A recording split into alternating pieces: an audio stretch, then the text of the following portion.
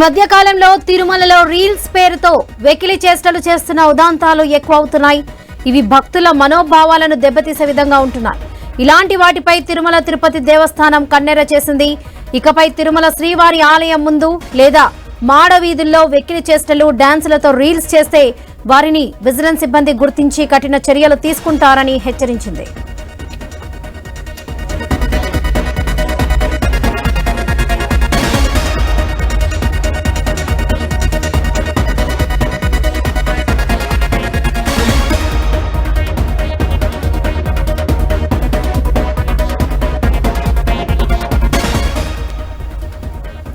ఈ మధ్య కాలంలో తిరుమలలో రీల్స్ పేరుతో వెకిలి చేష్టలు చేస్తున్న ఉదాంతాలు ఎక్కువ అవుతున్నాయి.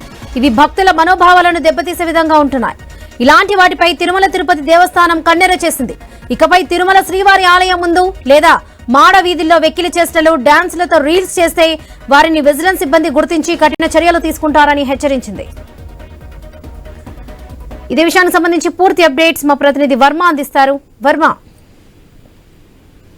వరలక్ష్మి, తిరుమలలో రీల్స్ చేసే వ్యక్తులపైన టీటీడీ సీరియస్ గా రియాక్ట్ అవుతోంది.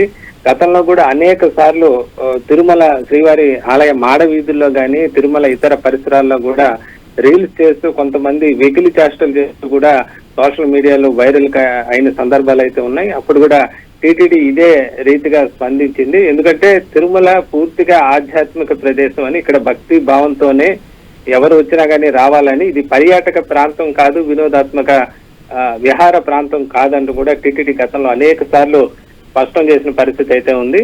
దీంతో ఈ మేరకు ఈ రోజు దానికి సంబంధించి అధికారికంగా ఒక ప్రకటన కూడా విడుదల చేయడం జరిగింది. తిరుమల ఆలయ పరిసరాల్లో ఎవరైనా రీల్స్ చేస్తే చట్టపరంగా చర్యలు కూడా తీసుకుంటామని చెప్పి కూడా టీటీడీ ఒక నోట్ అయితే ఈ రోజు విడుదల చేసిన పరిస్థితి అయితే ఉంది. ఇక్కడ ఆధ్యాత్మిక వాతావరణానికి భక్తి భావానికి దెబ్బ తీసే విధంగా ఎవరు ప్రవర్తించ. Right Varma, thank you.